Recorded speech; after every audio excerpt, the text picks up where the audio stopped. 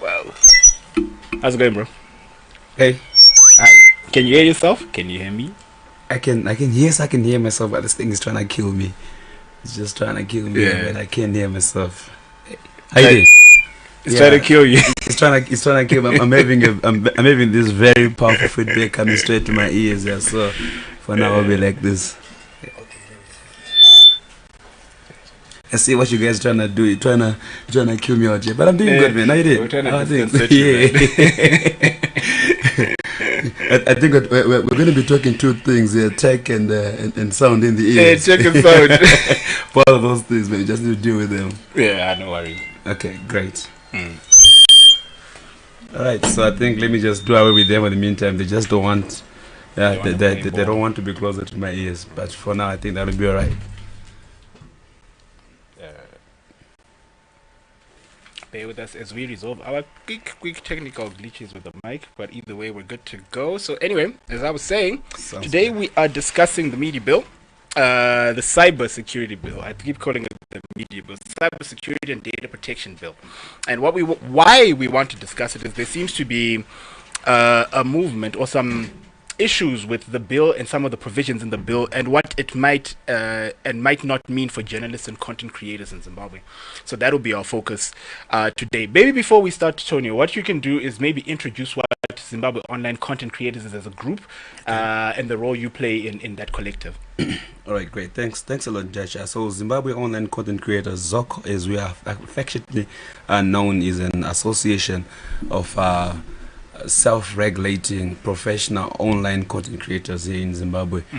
So this is a voluntary association that is made up of about 160 online content creators. These are bloggers, animators, website owners, creatives, digital animators, across all the online space here in Zimbabwe. We have come to realize and acknowledge that content creation is a profession that we all take seriously, and there's a need to professionalize it and make sure that we also create it to become a sustainable model of revenue creation, and more importantly, as an official source of information, very much distinct from the traditional journalists that wake up today posting and throwing whatever it is there online, because I know they are called citizen journalists. We are not citizen journalists. Yes.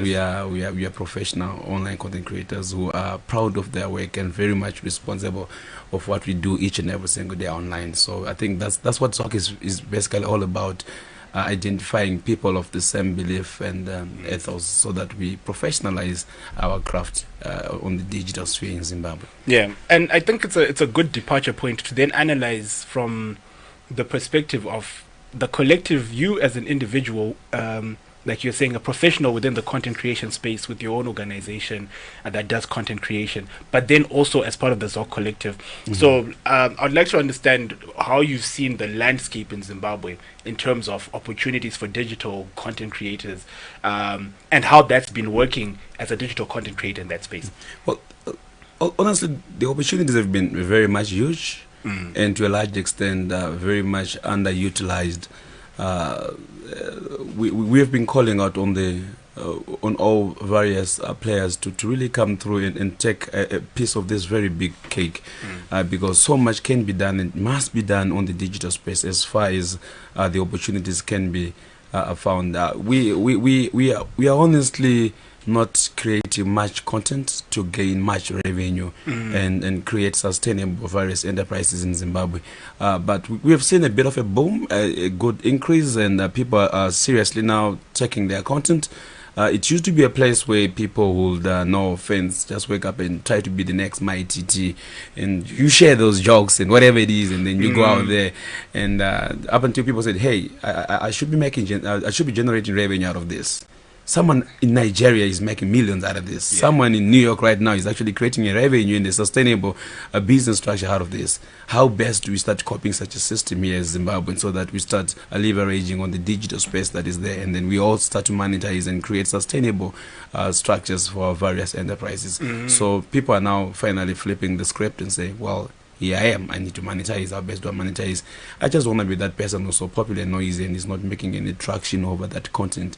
where else just across the border, people are making a lot out of it. So I think there's been a good shift so far, specifically maybe only on YouTube to a large extent.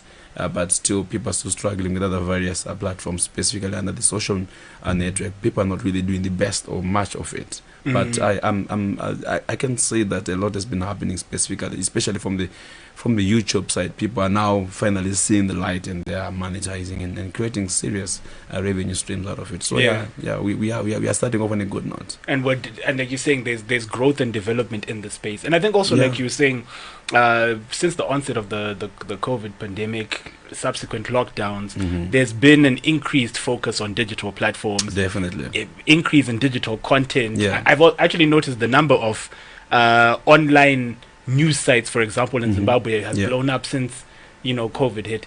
Again, this is following the trend that you're mentioning. How easy is it for someone to be an online content creator, an online player, an online entrepreneur in Zimbabwe? Well, the honest truth is it's as easy as any other sector, so long as you've got the right people coming there. Being a content creator is not any different to what people do each and every single day. The only difference is now they are publishing it and they're putting it on the internet. You see, so what you have always been doing offline, it's just an issue of you being able to turn around exactly the same craft and then you put it to the online audience, because there's a much more bigger audience there. You see, so I'll give you a very good example to answer your question. What probably maybe Kafupi would have done back then was a guy who just sit down in his hood and then he just sharing these jokes with these various people in his neighborhood, and people probably maybe laugh off Vashimwadoro and the mascot and all that, up until somebody says, hey, I can actually take you up to ZBC. It's like, for real? Like, yeah, for real. This, like, yeah, this. You see that? Yeah, for real. Then boom, before you know, he's coming up on the TV, and then people now looking at Kafupi and say, oh, this guy is just making comedy, and like it's not really any serious scripting that has been done there, but he's making it right. And then he's like, you know what, you can actually grow bigger and become an official comedy or sitcom over TV, like on Amkadota and all that, and then you make it out there. But see, the space has been limited because ZBC then was the place where you would have made it. So ZBC was like, your mama, have made it. This is me. This is what I'm doing. But now, the place that you now need to go is just flip your phone. Use your front camera. Do what you gotta do. Go live button or post it, and then, wow, you've got an audience. So digital landscape now is introduce an unprecedented opportunity for various content creators. It's now where you then post it. So people are already doing it. People are already becoming online content creators, not because of the internet, but because of the talent that you already had. So it's not about, well, there's an internet, now let me just join there. No, the question is, do you have what it takes? Do you have the content first? Do you have the talent? And then once you've got those two things, then you take it up to the internet, because the internet is basically an audience. It's a different channel. So once you start pushing your content there, then you have an interesting readership, followership, or viewership, however you're going to be putting out there. But there are many people who are excited and want to get fresh, new, unique content, and anyone can start any day. The big guys that you're seeing today are not going to be the big guys tomorrow. You'll be shocked how much new content can just come tomorrow or the day after tomorrow, and then you've got fresh new voices altogether. It's all about just the content, not the platform itself. So you can never say I'm the king of this jungle. Gone are those days when somebody says, I've got so much acres of space or prime time between 8 and 9 that's not going to come. No, just be creative, have content, and boom, before you know, you are the new guy coming out with Mabel. Mabel just came from Norway, and I'm like, oh, who's this guy? You can be your own one-hit wonder, or even the Juicy guy. You know what I mean? I don't know anything else that Mabel guy and the Juicy guy did except those two singles. But look at where they are. They're out there. They hit millions of hits, and I hope they made something out of it. I don't see them coming back though. I'm just saying. But I like the fact, like you mentioned. So the digital space has opened up opportunities. We can now be content creators, where people have been more empowered to create a wider variety of content, which leads me to some of the issues arising from the digital landscape in general. Because of this increase of people using digital spaces, using digital platforms, what we've actually then found, or some of the issues that have started to arise, are issues around the sanctity of the data that platforms collect from both the users and the audiences. How secure is people's data? What kind of information are you collecting? How do you store it? How secure is your platform from hackers, from data breaches, right? So the issue of cybersecurity became a big thing. I know in Europe, Europe led the charge by introducing the General Data Protection Regulations, or GDPR. I'm sure a lot of you have seen when you go on Euro sites that are European-based. They ask you for a couple of questions along those lines. And the world looked at this and thought, yeah, well, that's a good model. With following that, I think the stats are by 2020, I think over half of African countries had introduced a data protection law of their own at least, or some have even gone further and introduced a whole bill around cybersecurity data protection, Zimbabwe being one. So what was the purpose, or what's the stated purpose of having a data protection bill, a cybersecurity bill, and why is the Zimbabwean government bothering and introducing this legislation? I like your question. I will not put any words into them. Let me just quickly scroll down here. What is the purpose of this bill? The purpose of this bill for me is the actual reason why I'm actually here as well, because that purpose of the bill has to be very, very clear, right? So if you open up the bill, it clearly says the purpose of this bill is to consolidate cyber-related offenses and provide for data protection with due regard to the Declaration of Rights under the Constitution and the public national interest, to establish a cybersecurity center and a data protection authority to provide for their functions, yada, yada, yada, yada, yada. But you would see that it's a long paragraph. It's a long paragraph. Maybe for the interest of those who are just watching, let me just finish off. It says to establish a cybersecurity center and a protection authority to provide for their functions, provide for investigation and collection of evidence of cybercrime and unauthorized data collection and breaches, and to provide admissibility of electronic evidence for such offenses. It will create a technology-driven business environment and encourage technological development and lawful use of technology. That's as far as it is written down here on paper. That's the answer and the response to that on paper. Right. Yeah. Sounds very noble. We want to propel technology-driven business. We want people to use technology lawfully. There's a cybersecurity authority that's been set up, a data protection authority that's been set up. It sounds well and good. I mean, it's the ambit of the government to look after our data. Okay, so let's look into some of the key provisions of the data bill, right? Of the cyber bill. What are some of the key provisions? That I know, like for one, we just mentioned they're introducing a cybersecurity center nationally that will be reporting to Portras. Portras will also become the data protection center for the country, thereby broadening Portras's within that space. What other provisions and what other key provisions are being introduced by this bill? Well, I think all those provisions are mentioned in this to consolidate cyber-related offenses and provide for data protection with due regard to the Declaration of Rights under the Constitution and public area, right? But then, of course, establishing of a cybersecurity and a data protection authority is one of the issues that they want to do and establish using this cyber bill. So those are the major establishments that we should be expecting coming from the cybersecurity and data protection bill. All right. Yeah. So well and good. So far, it sounds like there's nothing untoward. We want to increase technology-related business. We want to consolidate the laws around cybersecurity. I understand before the bill, the laws that you touch on cybersecurity were varied. You had the Official State Security Act. You had the Interception of Communications Act. You've got the Criminal Law Codification. And then the Post and Telecommunications Act. So each of those touches on a different thing.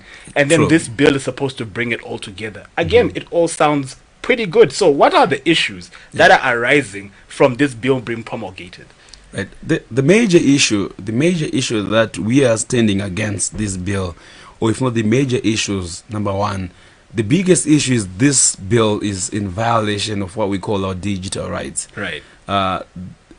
Does not respect or give space enough for our digital rights as far as promoting of it and even safeguarding the digital rights here in Zimbabwe. Number two, it criminalizes the art of journalism. Section 164.c, if I'm going to be quickly reading this section, it's one of the sections that we are raising a red alarm against, because basically the way the bill was written, and we are all hopefully hoping that this bill does not see the light of the day, because it generally criminalizes the act of journalism, because journalism is what we do each and every single day. And if we are all going to be watching this bill pass through and allow the government, or already the parliament, it has already sold the parliament and the senate, and now it's waiting for the presidential assent so that it becomes law, that is a big problem, right? I'm looking for the part of the act. There are many. Section 164.c. Right. Let me just quickly read part of the section of the bill. It says transmission of data messages inciting violence or damage to property. That's A, B, C. B speaks about cyberbullying and harassment, which is all good. We need our laws to be able to protect us against this. And then now section 164.c, transmission of false data messages intending to cause harm. Right. I'm more worried about this whole subsection of the act. Transmission of false data messages, number one. The intention is another part of it. Then it justifies the act. It says any person who unlawfully and intentionally, by means of a computer or information systems, makes available, broadcasts, or distributes data to any persons or person concerning an identified or identifiable person, knowing it be false, with an intent to cause psychological or economic harm, shall be guilty of an offense and liable to a fine of not exceeding level 10 or to imprisonment of not exceeding 5 years. Right. Then there's 164B under spam. I don't even know how they identifying what is spam and how they want to arrest spam, because this is a cyber crime bill. It says any person who intentionally, without lawful excuse, uses a protected computer system to relay or transmit multiple electronic messages with intent to deceive or mislead recipients, or any electronic mail or internet service provider as for regions such as spam. Well, that's not the definition of spam. I really get to wonder some of the ways they've crafted this bill, but to border into the real issues which have really worried us is specifically as content creators and the media fraternity, section 164.c, the art or the act of criminalization of passing on of information. It even goes on to say that if you pass on or share information, you are not even the content creator. So if I send you an article that says, for example, okay, let me not be too creative here.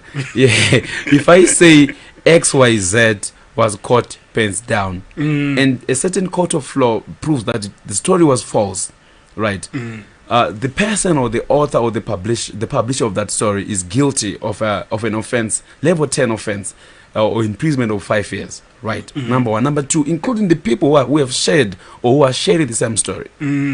That is too huge for any society. If I'm going to be a journalist who honestly has gotten a certain story wrongfully, and we wake up with this, we are all media practitioners, we have all done this wrongfully at a certain point in time, right? So I wake up tomorrow and saying that XYZ has died, or XYZ is in a critical condition, right?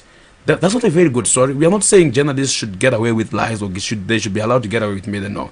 We have our own ethics and ethos. What do you do when you get your story wrong? That is within what we call self-regulations. We are journalists, right? So if I get a story wrong, if I as an editor prove a story that will be proved to be wrong, that means I'm also guilty of the same offense.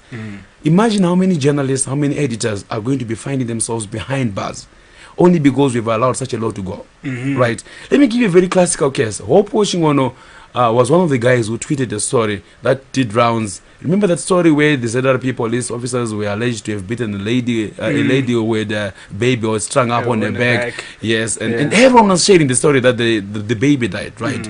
And only Shimon was arrested, right? Selective application of the law. Many people tweeted that story. Many people shared that post. Many people were talking about it, but only one person was arrested, right? That post did rounds in almost each and every single group, right? So if somebody wants to just get you for a certain offense, they can just get you. We call it selective application of the law, right? Why was it only convenient to only arrest one person for the same crime that everyone else is doing? It did not originate the story. It did not create the story. In fact, the video had a voiceover. The person who did the video was never arrested. No one was called in by the police officers to say who did this video, because what he simply did was to share a video which was already doing rounds across all social media. In fact, it was late. Probably maybe I would have claimed that we even shared it before Hopewell did. We were never arrested for that. I'm saying probably, I didn't say we did that. Because I now need to be safe here, because I don't know what's out there. You know what I'm saying? So what we're saying is we can't allow our environment as media players to be that toxic and dangerous to a point that you don't know whether or not you make it back home. You see, journalism, that's how risky it's going to be.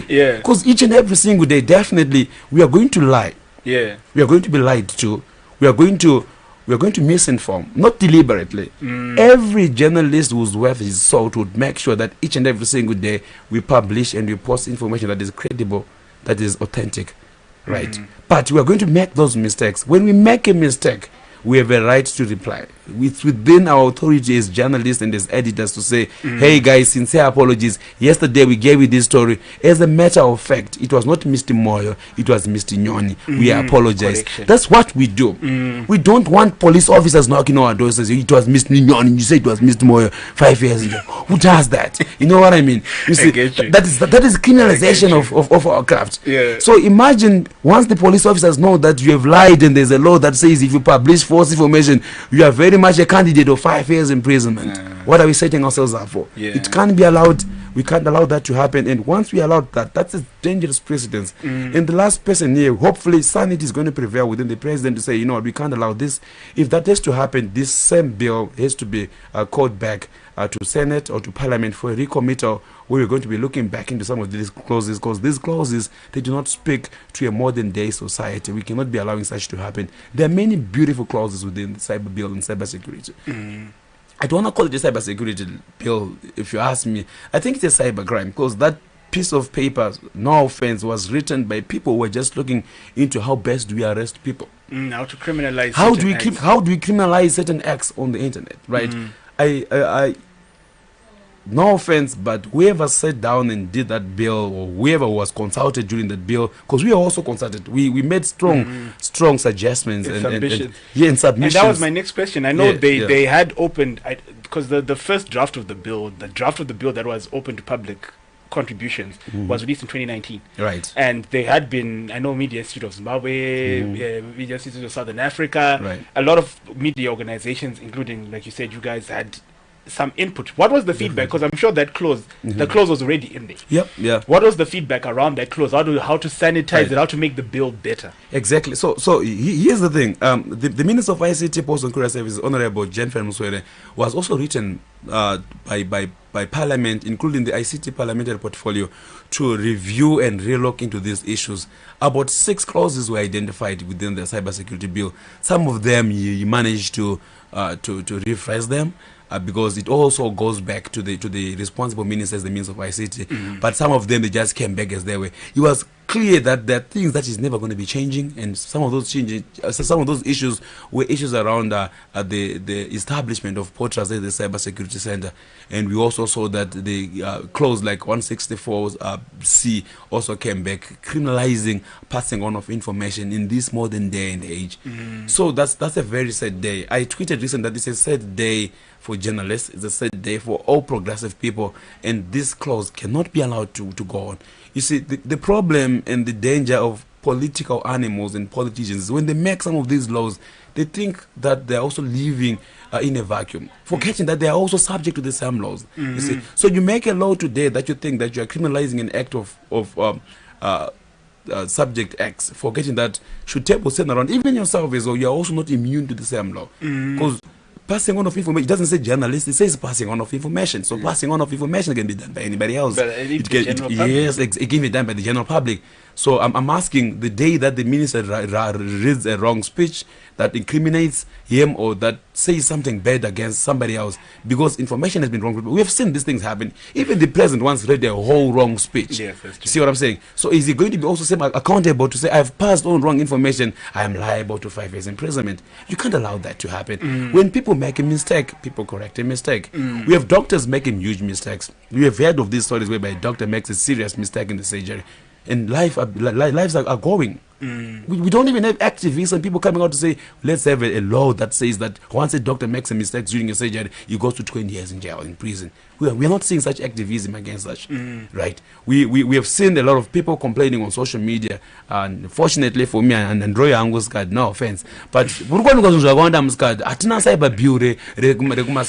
saying? Yeah, we have never seen the minister of food or whatever it is saying we now need to enact a cyber bill, because we've seen a lot of unwanted or foreign objects in beer or in our drinks or in our scars or in our bottles and whatever those guys drink. You know what I'm saying? We are not seeing any motivation.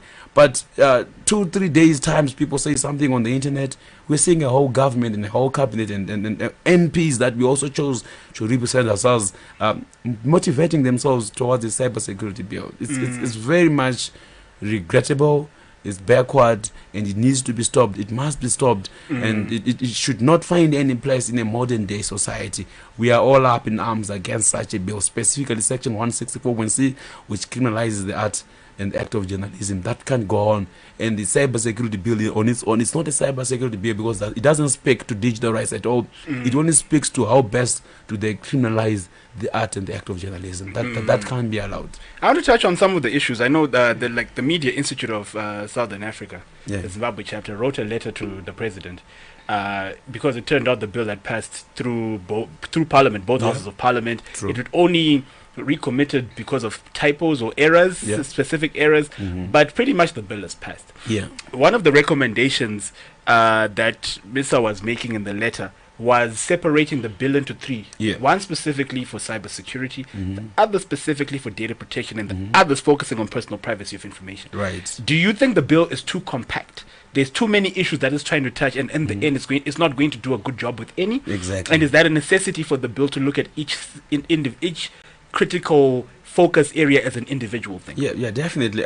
Like I'm saying, you can't call it a cybersecurity bill in Data Protection Act, yet when you read it through, there's nothing really about data protection in it. You see, when you read it, when you read the whole cybersecurity bill, there's nothing really speaking to cybersecurity and protection.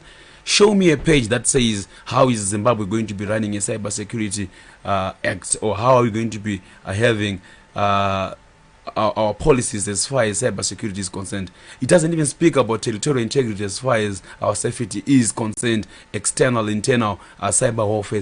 It's silent in all those issues. It's just motivated, and it's written against how best do we clamp down on Zimbabwe sending information. So that is the wrong motivation for in cyber bill. That is then the reason why maybe also people from MIS are saying, you know what, let's separate these clauses. If we're going to be looking at the cyber crime, let's have a cyber crime. Now you're only going to be looking and focusing on the criminology around the cyber and activities. Then we have a law that's going to be looking specifically into that. If you want us to be dovetailing into the issue of data protection and information protection, let's have a separate law that does that specifically. Then we look into that in cybersecurity as well. I've never seen anything as far as the Cybersecurity Act is concerned, and and how best we're going to be protecting, what mechanisms and any enforcement of certain standards as far as cybersecurity is concerned. Those things that they're all silent. See, so in a nutshell, it's a cybercrime bill. Looking and motivated at nothing much but cybercrime. So that's very dangerous. It's far-fetched, and it really doesn't serve the interests of the public. In all honesty, there are other areas and clauses, yes, like the pornography issues, privacy of information, how best you can secure your information, and how it can be, how it should not be abused, and issues of nudes and all that. Well, fair and fine. Basically, those are copy and paste legislative chapters that they've done from other South African and regional jurisdictions. You know, fair enough, right? But the motivation of that bill it has no interest in protecting Zimbabweans. When you are pushing such a law, it doesn't speak to us. It speaks against us. Why are we having a law that is saying you cannot be doing this, and it's not speaking to we are going to do this to protect you during a certain period and this and that? It's very much silent in those critical issues. This is a violation of digital rights. It's basically criminalizing the act of a digital movement. So that's a no. One of the biggest concerns in the Mr. letter was the issue of, like we mentioned, the bill, it has been in draft form for public feedback since 2019. Right. The version that was resent to Parliament, to at least to the upper house of Parliament, Senate, for re-editing and repassing, it turns out people haven't seen that final version. It hasn't been made available to the public. Right. So essentially, we don't know what the final version of the bill is. You see what I mean? So what is the purpose of having a national consultative process? Money was already spent off set coffers. Yeah. Zimbabweans were called across various centers to say, we're going to be having consultative processes and meetings as far as the cyber bill is concerned. Various serious inputs and engagements were made towards certain statutes. Right? We did this. It was a consultative process. Right? So we need to see that document that says people, they had violent submissions against these sections. That was never done. You know what I mean? So basically what they're simply saying, okay, you guys, you had a discussion, you spoke about it, we heard what you said, but anyway, we're going ahead. So it's not a people's cyber bill. You know what I mean? And I think the most sad event that happened last week was the same bill now. It went back through Parliament for recommittal, and we did not see any opposition to this bill and these clauses. So we had people sleeping in Parliament saying, okay, fine, fair and fine, this is the cyber bill. It has now come back. It has now come back. What were the issues that we had raised before and the issues that were in question? Have those issues been addressed before we actually push that bill into law? So what happened is this bill sailed through Parliament unopposed. And now it went through to Senate. And now it's waiting for the presidential assent. Still, we have got issues that have been spoken about, and these issues have not been addressed. So, what good is a bill? It's not a people's law. It's not a people's bill, and the issues that we have been highlighting and talking about, they have not been addressed. That's a big challenge. Yeah. But okay, understandably, like we're saying, you've highlighted a lot of the key issues, the sections and provisions that are worrying.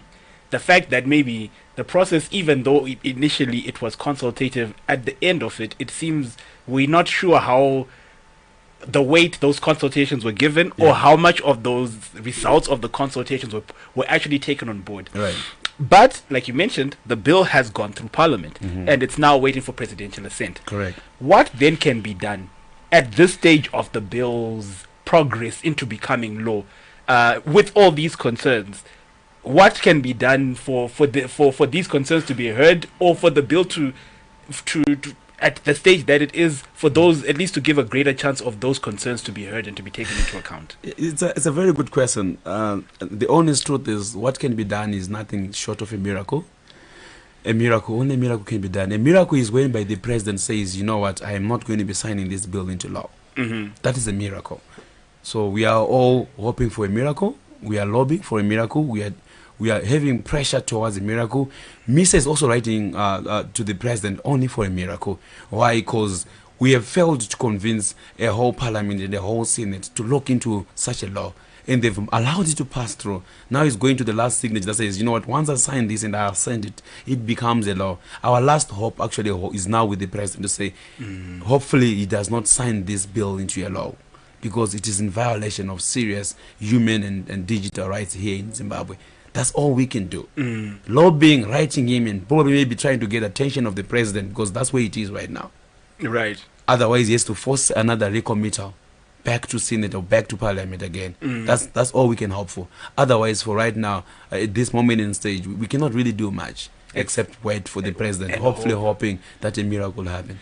Yeah. Let's work with the worst case scenario. So let's say we are hoping against hope, and our hopes are in vain. And the bill is signed and assented into law. Yeah. What are the implications for journalists, content creators, digital entrepreneurs? What are the implications of that bill becoming a law that you have to abide by? Reality strikes now. Such a bill is passed into law. The honest truth is, we have to look into other alternatives. Before I start looking into the implications of that, because literally you ask me that, okay, so what do we do if we just now throw you into a hot frying pan? You know what I mean? So I'm saying, well, wait a minute. I'm not just ready to be fried. Before I get there, there's one more clause as well. The Constitution of Zimbabwe allows us to contest any law or any bill, even after the president does that, makes an assent. So there could be a constitutional challenge to this. So we don't need to have another constitutional challenge to a bill that is in violation. And remember, also more importantly and fundamentally, this bill is in contradiction and contravention of the Constitution of Zimbabwe. So that means that already is in violation. We can also win this. in any sane and normal court of the law should be able to actually say this is in violation, because the law cannot be passed against the constitutional declaration of rights. We have many rights that are already being trampled upon by this bill. The right of freedom of expression has already been trampled upon. The right of access to information is also being violated with this same bill. So there are many rights that this bill and this law is also violating. So it's in violation of our constitution, and any law that is in violation of our constitution should be dubbed unconstitutional. And we are also hoping that sanity prevails within the president to say he cannot sign this into law. Should the president sign it into law, then you have to open up another chapter that goes to say, let's go and check this. Definitely ZOCC is going to be ready to take up this against the president and against the parliament and Senate to say this law is against the constitution of Zimbabwe, because there is no supreme law above the land of Zimbabwe than the constitution of Zimbabwe. So this bill is in violation. You cannot tell me that the day I make a mistake or the day I lie, purposefully or unpurposefully, I should be arrested for 5 years. It's a no-no. And that is the reason why I'll use Zopol as an example. He was only released because there is no such a law in Zimbabwe. When he was arrested for falsifying and making a lie, right? So when they got into the courts of law, they asked him, okay, so which section of the law violates that? Under what section are you saying that lying is a criminal offense? Lying is not a criminal offense. You see, it's not. You cannot criminalize lying in Zimbabwe. So he was arrested for lying, and we don't have a law in Zimbabwe that says if you lie and if you publish falsehoods, it's a lie. It's only cybersecurity bill that wants to officialize it. This is what we've been fighting for the past 10 years. Remember, there was IPA, Access to Information Protection Act. We fought this law, and it was removed. The Daily News was closed and banished because of supposedly publishing lies. This was only a preservation of the IPA. IPA had these funny clauses. We fought IPA. IPA was removed. The government is saying that it's a progressive government in the new dispensation, which is supposed to be looking out at the Declaration of Rights of Zimbabweans. We cannot be seeing a reintroduction of IPA again, hiding behind the cyber bill and cyber security. It's a no-no. We can't allow that to happen. So yes, all hopes are not lost. I don't want to imagine what will be the worst to happen, because there's nothing that's good. To answer your question, you have asked what's the worst that will happen. What does it mean to us? It means that we have to fight it. I don't think that we can coexist as various journalists and media players and digital players in Zimbabwe with such a law. We can't coexist. What we should do is let's take every single resource we've got within our disposal to try and fight such a bill in the law. Unfortunately, on the parliamentarians and on the whole processes, we have no idea why they've managed or motivated to allow such a law or such a bill to pass through in Zimbabwe. It can't happen. It should not happen. It should not be allowed. It's another IPA, if you ask me.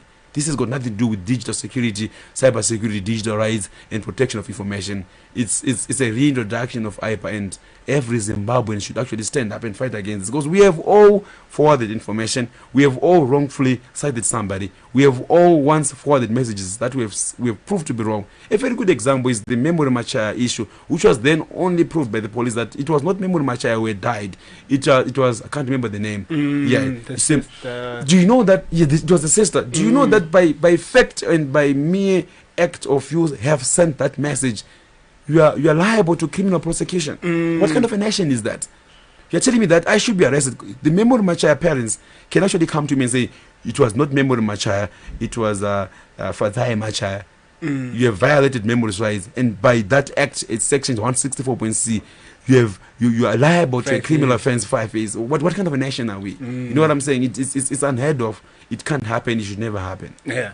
And I can tell, like, the rallying call that you're making is, it's a very criminalizing. The act of criminalizing mistakes is what is the biggest bane here. You cannot criminalize mistakes. You can't do that.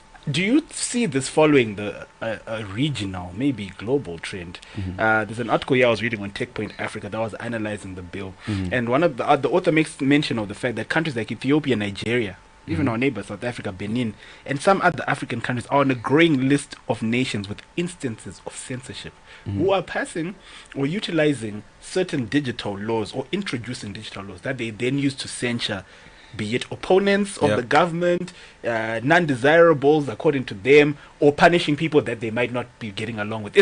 Are we following the trend, or is this a bigger issue? It's a copy and paste. Yeah, it's a copy and paste of what I'd call rogue laws. Unfortunately, we are in a supposedly new dispensation where we are supposed to be rallying behind laws that promote Zimbabwean basic bills of rights. But we are seeing there's a bit of appetite now to do the same. All those countries that have been doing that, they've been censoring. Censorship of information has never been the best way of any democracy, but it's going to come. And look at countries that prefer that. It's a very unfortunate circumstance if we are going to be finding Zimbabwe in that. To make matters worse, we already have 4 other laws that are bordering around how best they can censor. We even have the whole broadcasting authority with its own censorship department, which is already censoring information anyway. And now smuggling another law that comes to also censor. We have the official secrets that is already telling us that if you are working for any state agency, you cannot say certain information. We have the Interception of Communication Act that is already there, that is working against the movement of information as well. We have got the Porters Act that has been established. It was established more than 15 years ago. That also says it criminalizes passing of offensive or harassments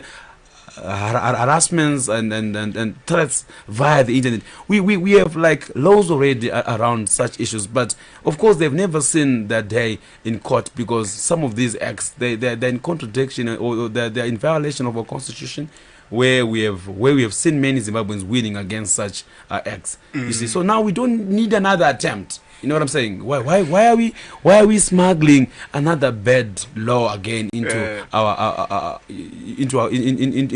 into Zimbabwe? We can't be redoing this over and over again. We need to get to a stage where we say we are Zimbabweans. How best do we enhance certain rights for our various citizens? For me, that's what really matters the most. So as we conclude the conversation, because we are running out of time, if somebody wants to get involved in putting pressure, in being on board with the activities that are being done to try and, hopefully get this bill, at least more consultation around the core of the bill before it's passed into law, or subsequent challenges should it be passed, how can people get involved? Well, that's a very good question. How do people get involved? I think the best we can do is, for now, it's very important. It looks like it's futile, but it's never too late. Zimbabweans, we have a right to speak out.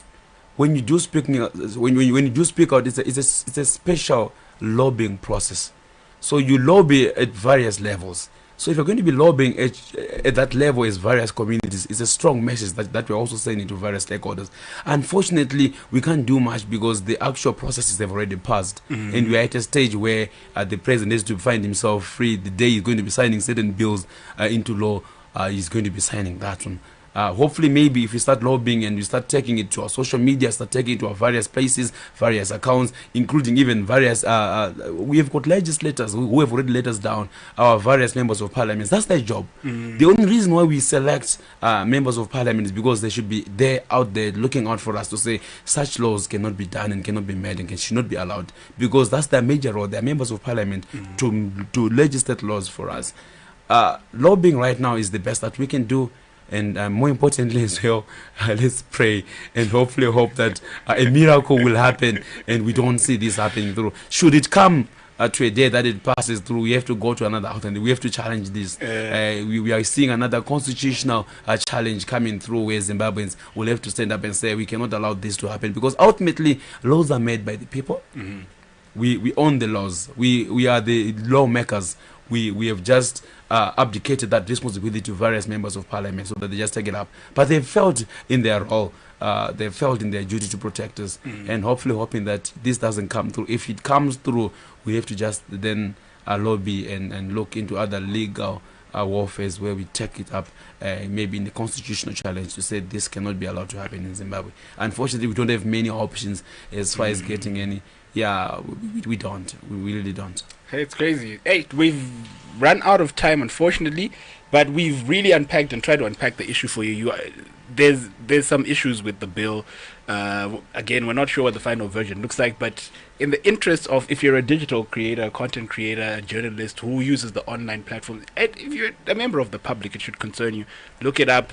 Besides the prayer that Mr. Tonio suggested, also look at how you can actively air your opinion about the bill and some of your concerns if you have any online, and let's see if the bill can at least incorporate more consultations. Again, like I said, we're out of time, so we have to love and leave. Next week, we will be discussing on the show blockchain in Africa. We have a guest from Kenya who has written a book on blockchain, and then we'll have one of the representatives from the Black Blockchain Summit that's happening sometime later this month to also discuss how you can get involved in the blockchain space. So look out for that next week. But otherwise, thank you to our guest Tonio, and thank you to everybody who's tuning in. Stay safe out there, and we'll see you guys next week. Cheers. Cheers. Thank you so much.